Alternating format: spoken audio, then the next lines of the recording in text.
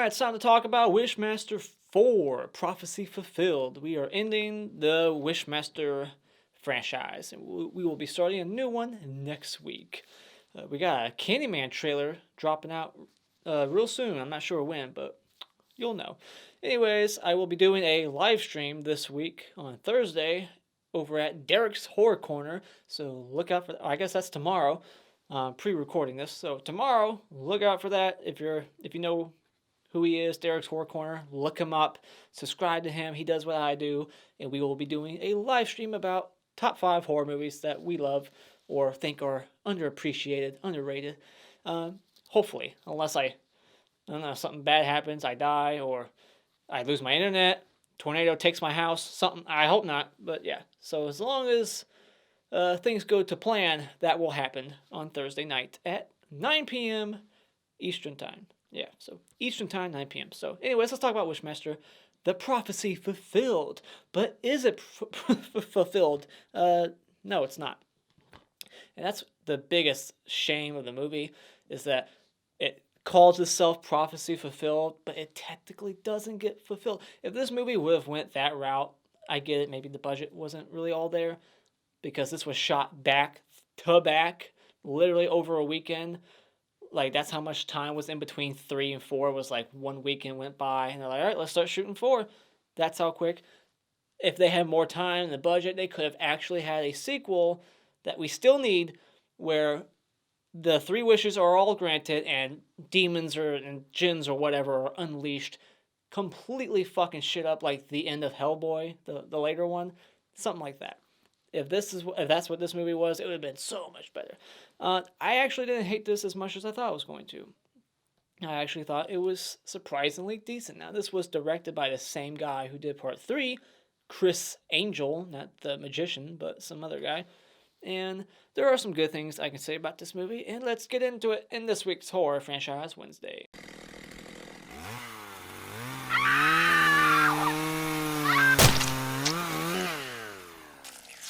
First and foremost, I like that we get to finally understand why the Djinn looks so different. I had to say in the third one, well, I guess there's just more than one, and now we got confirmation there is multiple Djinns.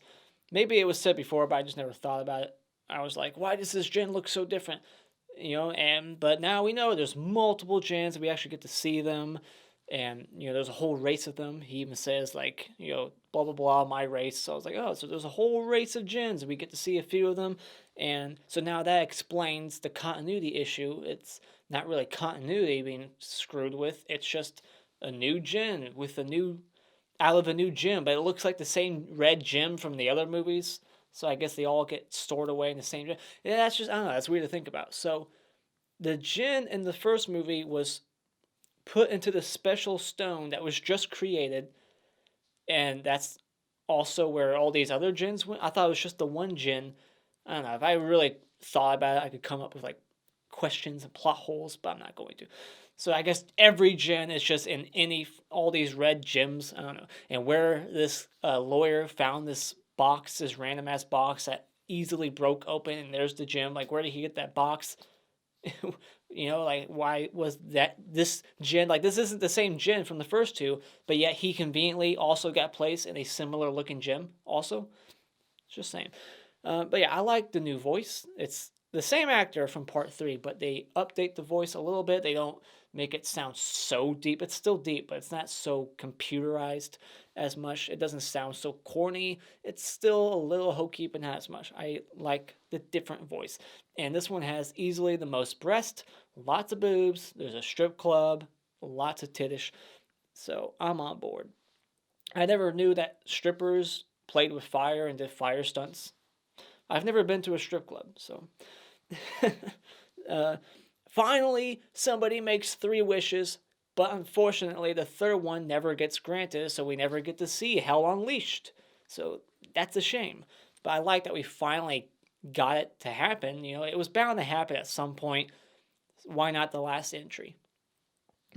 Also, I got a Blood Diner shirt, and the reason why I have it zipped up is because there's green on it, and I have a green screen, so it would just be a hole in my chest. But if you're interested to see what it looks like, there it is. Blood Diner, great horror comedy. So, yeah, it's got a green lettuce on it, so that's why I can't show it. Otherwise, I'll have a hole in my stomach and you'll see my background. All right, so those are green screen problems you wouldn't understand. So, speaking of horror comedy, the first two are horror comedies. This is not. Although, when people are dying, it's funny. Certain scenes, when people, it's kind of weird and you're laughing, like, huh, that's funny. But it's odd because everything else is so damn serious. And when you really think about it, most franchises, they get less and less serious the more you go into them, like Child's Play or Nightmare on Elm Street, or hell, even Halloween. By the time you get to freaking Resurrection, it's just almost a comedy because of Freddy, not Krueger, but you know what I mean, Freddy, Trick or Treat, motherfucker. They always get more comedic, and in this franchise, it just gets more and more serious. 3 was serious, and then now this one's serious. And not only is it serious, but it's all about this couple going through this drama. This girl, I don't know. I I don't want to go too into it. I just realized I'm supposed to be in my positive still, and now I'm talking about drama and how I didn't really care for it. But I just thought it was interesting how this franchise took that route versus every other franchise that usually goes the opposite. Like, it's always more comedic. In this franchise, it is the complete opposite. It just gets more and more serious. But I like that, for the most part, 99% of the wishes in this movie are said out loud. I wish, not like, oh, I would like that, or I would like to see you try, and then it's granted. There's one wish in here where the person does not say I wish, and it was the bartender. But yeah, I like that they're finally saying I wish, so it actually counts. I like that the Djinn gets his ass kicked finally. It was nice. I mean, he gets revenge right away, but he gets his ass kicked for a good while. It's just finally, cathartic to see him get his comeuppance. Like, finally, just kick his ass. He's not that powerful. As long as you're not making any wishes, you can kick his ass. And there's some cool kills in here, a couple of them, and some great effects. Again, you got face peeling, just the face, the skin work, and this one lawyer. I think he was a lawyer, just the way, the self-mutilation that he was doing, just destroying his own face. That was pretty cool. And I like that, 2 things. One, the Djinn no longer has a problem finding the Waker. It's just like he knows where she is right away. Whether she's at her house or in the middle of the woods, he can find her. It's like he has a tracking device on her. 2, we got rid of the stupid telepathy. Like, the Waker can see what the Djinn's doing whenever he's killing somebody. The Waker will like have a vision, like, oh, I can see what he's doing, and it does nothing for the character. It never helps them solve anything. It's stupid. A third thing I really like is that we finally don't have research the evil. The main girl in this movie doesn't know what the fuck's happening until it's too late and there's only like 10 minutes left in the movie. She's like, oh shit, the Djinn. Now I know who you really are. Like, I like that. I like that we're finally not doing the same shit. So, I mean, it's still the same movie, Djinn granting 3 wishes and killing people in weird ways. Same movie, but they're not doing the same exact things like research the evil, telepathy, all that stuff. It's gone. So thank you, Wishmaster 4. Now, as for the negatives, the main guy in this movie, Sam, the boyfriend, is a dick, and you never feel sorry for him at all. And that's where this movie really fails, is the main couple. And the whole movie is about them and their struggling relationship. Like, it opens up with them getting a new house together, and they have sex, and then it's like 3 years later, he's in the wheelchair, he had an accident, and now they're trying to get the settlement because they're suing somebody, for his accident, and they're trying to get money, and he just blames her somehow, or just hates the fact that, she has to take care of him, and she's still with him. It's like, dude, feel grateful that she's even with your ass. She must really love you. Even though your dick doesn't work, she's still with you, and yet he is nothing but a complete jackass the entire movie until he comes to save the day and has a change of heart like that. And another thing that's like that is the attraction between the Djinn and this Waker. It's just an immediate attraction Immediate. Yeah, I said it right. You ever say things you're like, did I say that right? Because I always slip up and I say things wrong. But yeah, it's just so quick. He falls in love with her so quick, and I guess I get it. If I was trapped in the gym for like 3,000 years and the first woman I saw, I'd probably want to bang her too right away and fall in love. Thinking about how long he's been trapped, and finally he sees a beautiful girl. I get it. But he's in love with her. He's not like looking to finally get laid. He's in love with her. And it was just not well written. I didn't believe it. I didn't care for the main two and their little struggle because he was such a dick. He's not sympathetic. You don't feel bad for him because he's in a wheelchair. You're like, dude, you're an asshole, and you probably deserve to be in that chair because of the way you're treating your girlfriend, who does nothing but take care of you and wipe your ass, and you reward her by going to a strip club as soon as she wishes for your legs to start working. Fuck you. I just could not stand this character. Yeah. We get a dumb dream sequence in here. It's just forced. It's dumb. I don't understand why it's in there. We got CGI fire. I like when you see those other Djinn monsters and the way they look, the effects on them, the practical effects and their makeup, all looks good, but it's buried with the CGI fire in front of their face and all around them, and it just looks awful. It's such a fake ass CGI fire that just completely smothers any good practical work on their face. Because you're like, oh my gosh, it looks good, but there's a bunch of fire in front of their face. It does not need to be there. Take the fire out. And yeah, like I said, I wish this movie just would have went the whole 3 wishes granted, hell on earth route, but that's not the route they took. No, is it? So yeah, Sam's a bitch. Djinn falls in love too quickly. Dumb dream sequence. Dumb soundtrack. Once again, 2 movies in a row. The score and the soundtrack in the movie is awful. So, final thoughts. This movie was actually okay. I had a decent time. I had a good pace. I wasn't ever bored. The acting's okay. It's not the best acting. It's not the worst acting either. So it's just middle-of-the-road acting. Decent pace. A couple of cool kills. Some good practical work with those kills. A couple of lame ones too. They're not all that great, but it's better than part 3. So when it comes to Wishmaster 4, or just Wishmaster the Prophecy Fulfilled, if you're a fan of the first 2, maybe consider watching this one at Redbox. I also like that this movie tries something different. Well, I'll give it credit for doing that. It didn't, the whole Djinn falling in love thing. Now let's go into the spoiler discussion. I guess my hottest chick, I'll get that right out of the way. The belly dancer and that date, I don't know the name, they never say her name, but the chicks at that restaurant were all beautiful, more beautiful than Lisa. She's okay, but not the best looking chick in the movie. And the clap award for best scene will be the lawyer getting killed, the settlement, the guy stabbing himself, the self-mutilation, chopping off his own nose. That was great stuff. All right, so I like how this movie opens up with a shot that's completely taken from part 3 of the Djinn, with the whole fire in the background. So yeah, that's stolen. And then the lore is explained once again, like the opening script from the first movie, and then what was repeated in part 3 when AJ Cook was like reading the book. That whole opening lore is said once again. It kind of reminded me of Friday the 13th when it's like previously on, and it gives you the last 5-10 minutes of the movie. It's pointless. You're 4 movies in. Whoever's watching this should know what's going on or what's been done before and what the Djinn is. We don't need to be told. Like, it just felt pointless. It's nitpicky, but I would take that out too. It's just dumb. Shave a minute off the film, take that out. And then this movie opens up with sex. Can't go wrong there. This is much better sex than the opening sex in Nightmare on Elm Street 5, The Dream Child. We get to see boobs right away. Beautiful boobs. Not going to complain. And then it's 3 years later, and the guy, he's drawing his girlfriend like Jack in Titanic. Reminded me of that.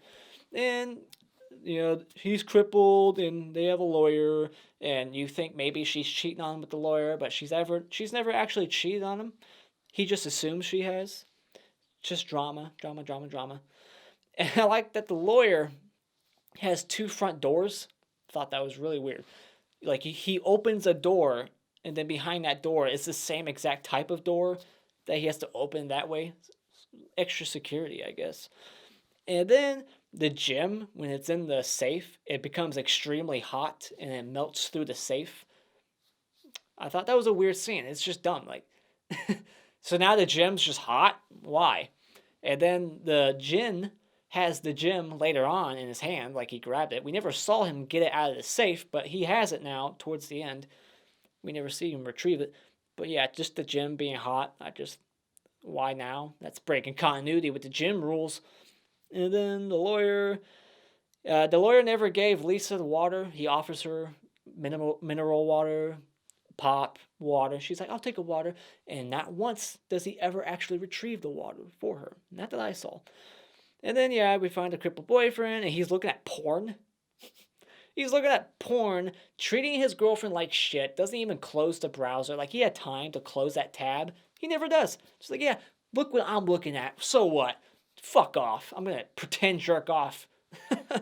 He's just an asshole, and you hate him right away. Looking at porn, then he goes to a strip club as soon as his dick works. Fuck you, Sam. No one cares for you. Ugh. And then she still falls in love with him at the end. I guess it is true love. Oh, boy. And then the Djinn, he takes the lawyer's face. That's something that's in every single movie. Makes sense that he's taking the lawyer's face, and he automatically knows where Lisa is. So it's not a cat and mouse game no more, so thank God for that. And Lisa not wanting Sam. Oh, yeah. So Lisa is in the shower, and her boobs are exposed. Sam, wheeling by the bathroom, sees her naked, and then she like grabs his out like, oh my gosh, like it's her brother. Like, oh God, oh no. And then flash forward like a minute later, downstairs, she's like about to do a strip tease. Like, oh, I'll show you my boobs now. What?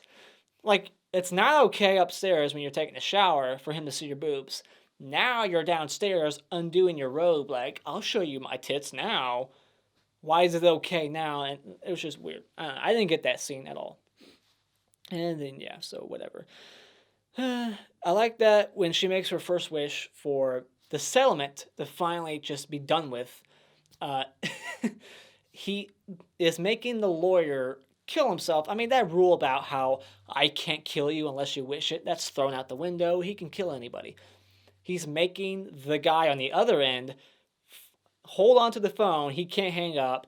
Takes a knife, stabs himself in the face, chops his nose off, and then I think he's doing other stuff. I didn't write it all down, but yeah, he's destroying himself. And then takes the gun, and like all the stuff's appearing out of thin air. We see it like appear out of thin air, the gun. Shoots himself in the face, faxes over the settlement to the lawyer, the other lawyer, the Djinn.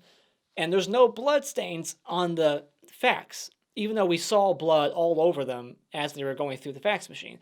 That's a goof. They should have been paying attention to that. That is continuity issues right there. And I like how she was like, how am I supposed to believe that the lawyer was actually on the phone with you?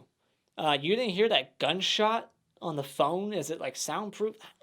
No, you would hear a gunshot through the phone like that. So I call bullshit. And then she wishes for Sam to walk. And even when he's able to walk, for some reason he's in pain at first. I don't know, maybe there's a scientific explanation. But he's still not happy. He's like, just leave. I'm going to go to the strip club. Fuck you, Sam.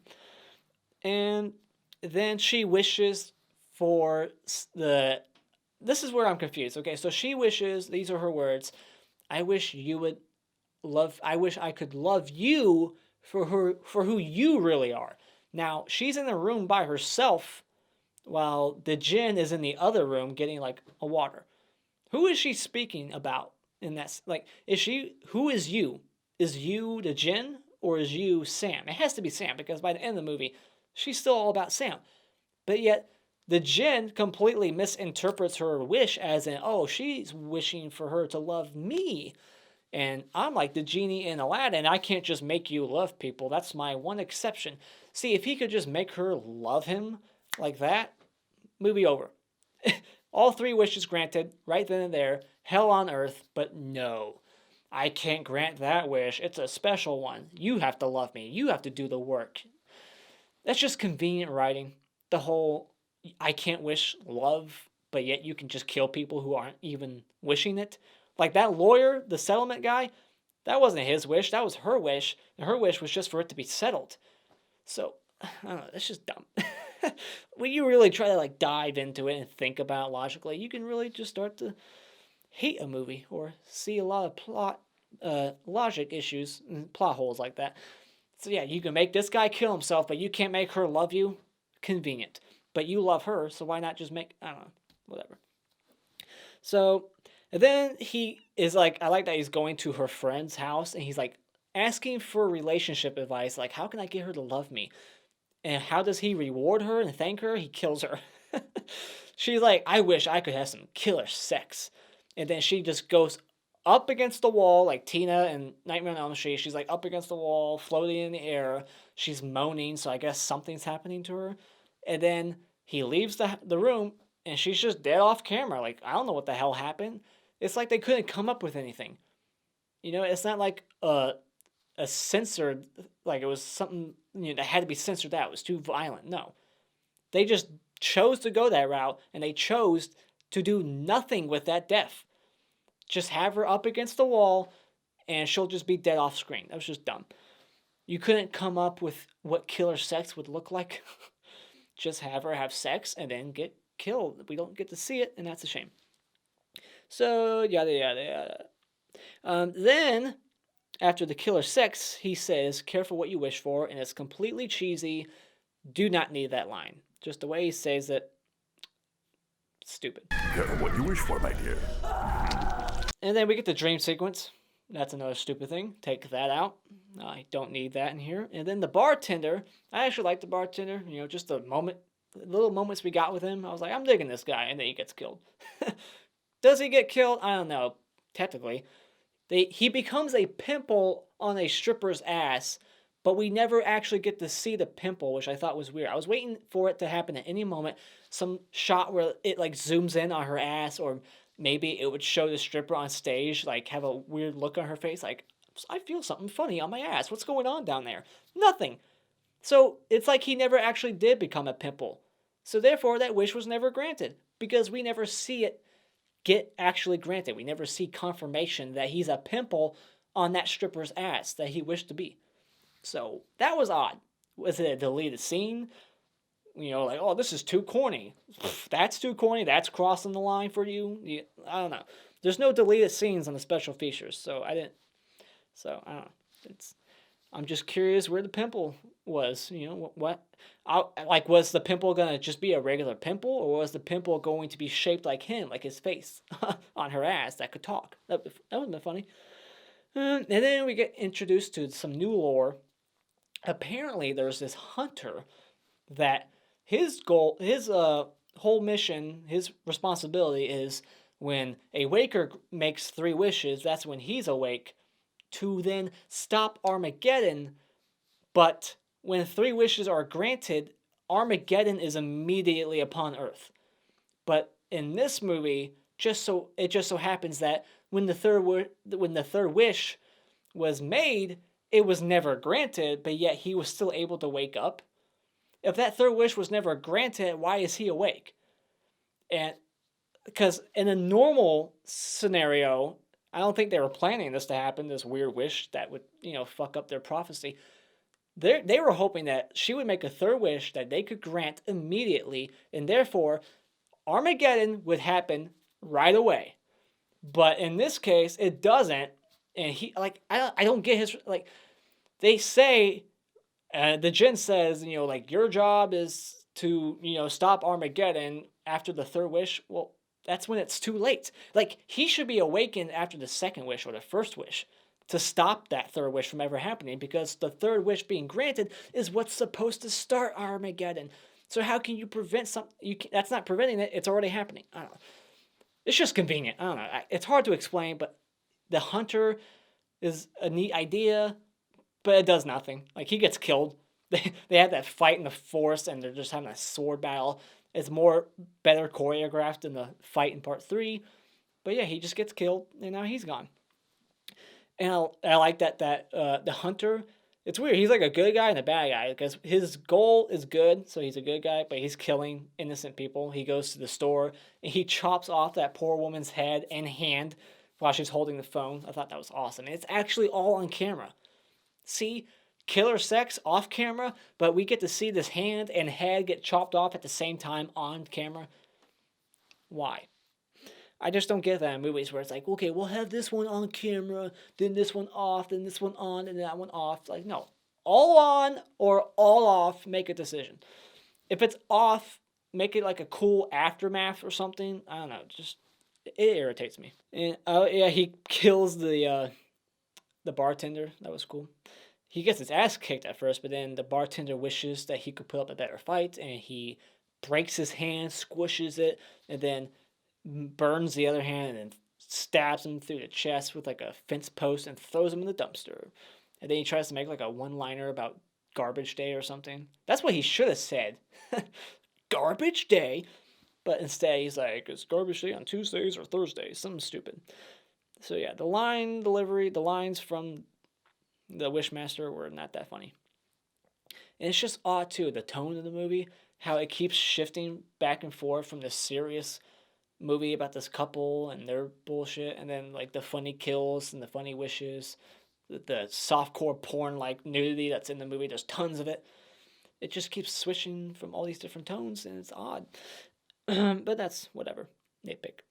I like that the hunter, let's go back to him. Here's something really dumb to point out. Apparently, this angel, if he is an angel, has cavities and fillings in his teeth. It's so stupid to point out, but I was like, that's odd. You would think he'd be, perfect, the savior, but yet he can't take care of his own teeth. So, whatever. And I like that, this is nostalgic, that the main girl in this movie, Lisa, her phone, it was a cordless phone, but it was a home phone, and it's see-through. It's one of those transparent home telephones. It was like all green, and you could see the wiring inside. I used to have one of those phones growing up, so it was nostalgic when I saw it. I was like, oh, I used to have that exact same phone in my house. So, whatever.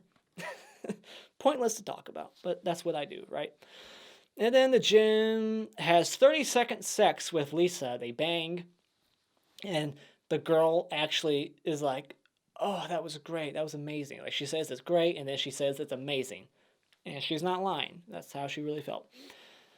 I wish that was true in real life, but women are never satisfied with 30-second sex. All right, so I think it's funny that even genies can't even wish for longer sex. They even come pre-ejaculate way too early. So, and then, yeah, he reveals himself, and the house starts, like, falling apart, and like, there's, like, all these hands reaching out to grab her. It's like, are they trying to kill her? Because that's not going to help their prophecy being fulfilled if they kill her. And I like that it's, like, a loop.